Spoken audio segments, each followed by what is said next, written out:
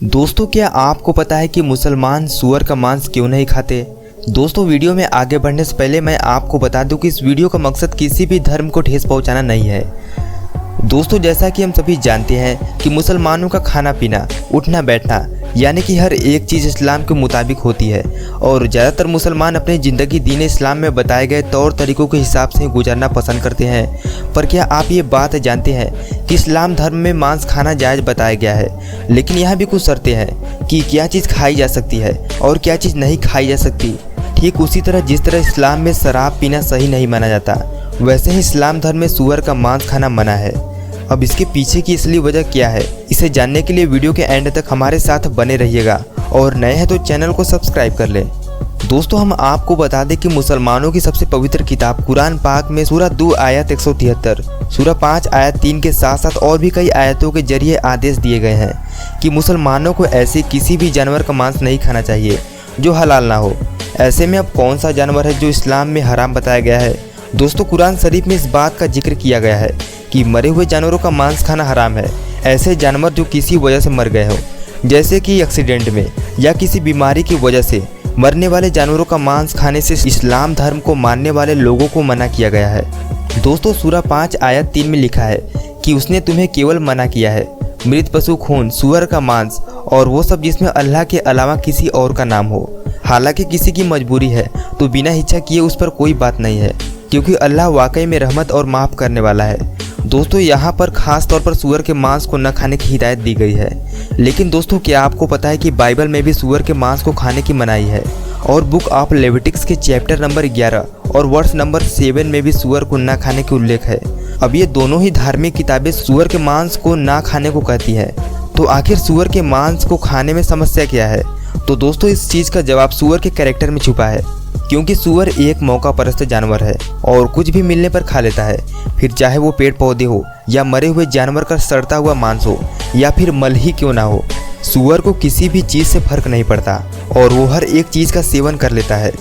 जी हाँ, विकसित देशों में सूअर भले ही साफ जगहों पर पाले जाते हो, लेकिन उनमें एक दूसरे का मल खाने की आशंका बनी रहती है, क्योंकि यह चीज़ उनकी फितरत में होती है।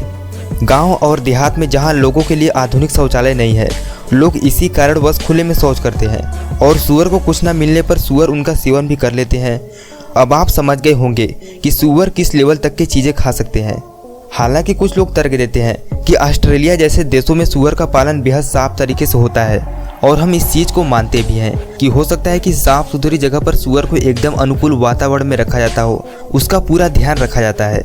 लेकिन चाहे आप इन्हें साफ रखने की कोशिश क्यों न करें, पर प्राकृतिक रूप से इन्हें गंदगी ही पसंद आती है।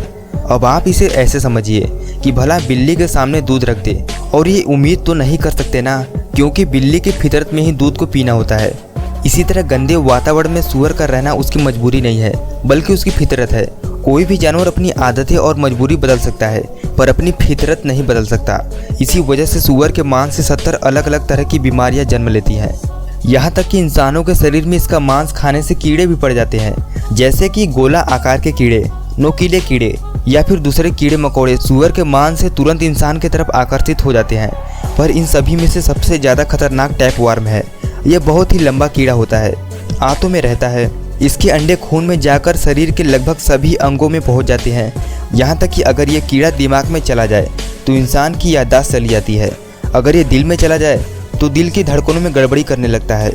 अगर ये आँखों में चला जाए तो किसी चीज़ को देखने की क्षमता कम हो जाती है। ठीक इसी प्रकार शरीर के बाकी अंगों को नुकसान पहुँचाने में कसर नहीं छोड़ता। अब आप सोच लीजिए कि मात्र सूअर खाने से आपको कितनी ज़्यादा परेशानियां झेलनी पड़ सकती है।